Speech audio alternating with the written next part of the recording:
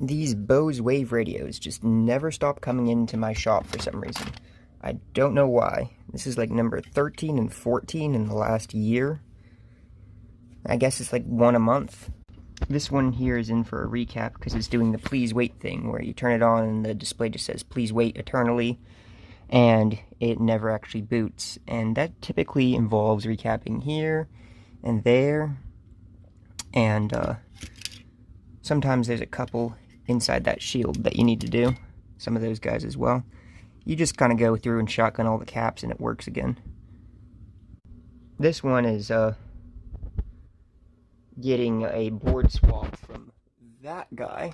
It's a AWR 1W. It's got its main E-cap replaced here.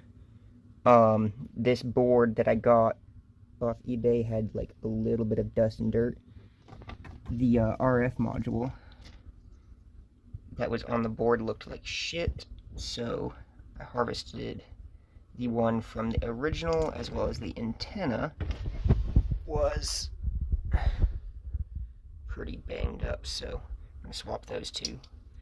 And then these are all components I harvested from the original board here. I had a little bit more harvesting to do. And I decided the original shell was in better shape than this one. If you look at the speakers, these ones are in a little bit rougher shape than my customer's original. So we're just kind of picking the best of both worlds. I'm not sure which lens is in better condition there. Guys, let me know in the comments. Probably that top one.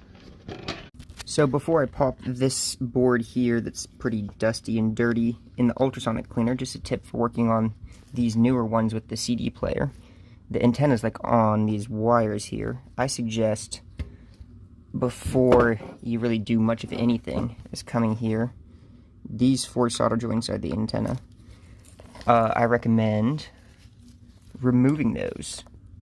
Here comes the airplane.